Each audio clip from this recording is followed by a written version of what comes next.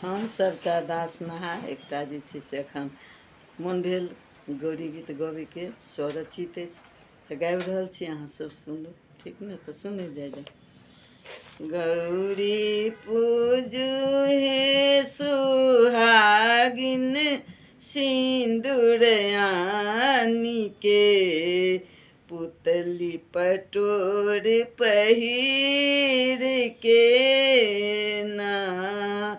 गौरी पूजू हे सुहागिन सिंदूर आनी के, पुतली पटोर पहिर के ना।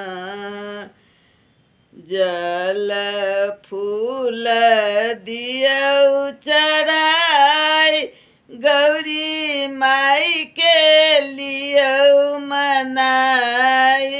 जल फूल दियौ चढ़ाई, गौरी माई के लियौ मनाई। पूजू सिंदूर लाए तखन गौरी माई के, पुतली पटोर पहिर के ना। गौरी पूजू हे सुहागिन सिंदूर आनी के, पुतली पटोर पहिर के ना। धूप दीप दियौ देखाई, फल मेवा दियौ चढ़ाई। धूप दीप दियौ देखाई, फल मेवा दियौ चढ़ाई। पूजू चरण पकड़ी तखन गौरी माई के, पुतली पटोर पहिर के ना।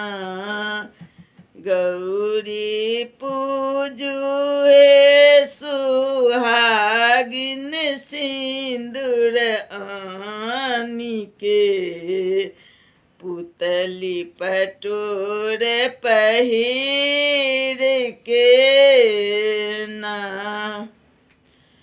गीत गाबी कहथिन सविता दास, मनसा गौरी पूजू आई। गीत गाबी कहथिन सविता दास, मनसा गौरी पूजू आई।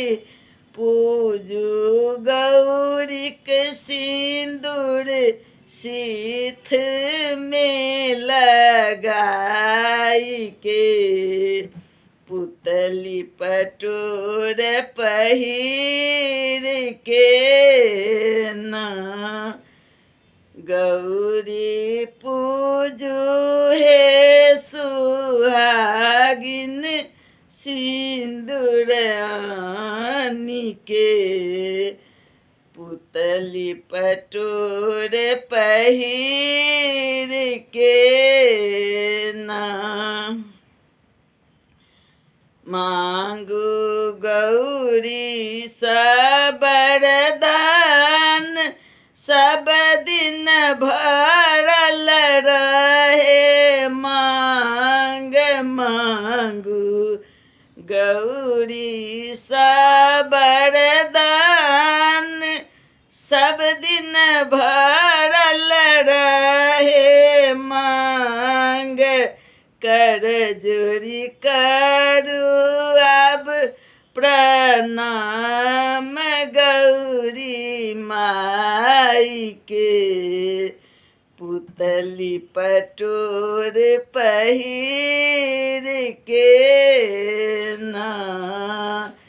गौरी पूजू हे सुहागिन सिंदूरयानी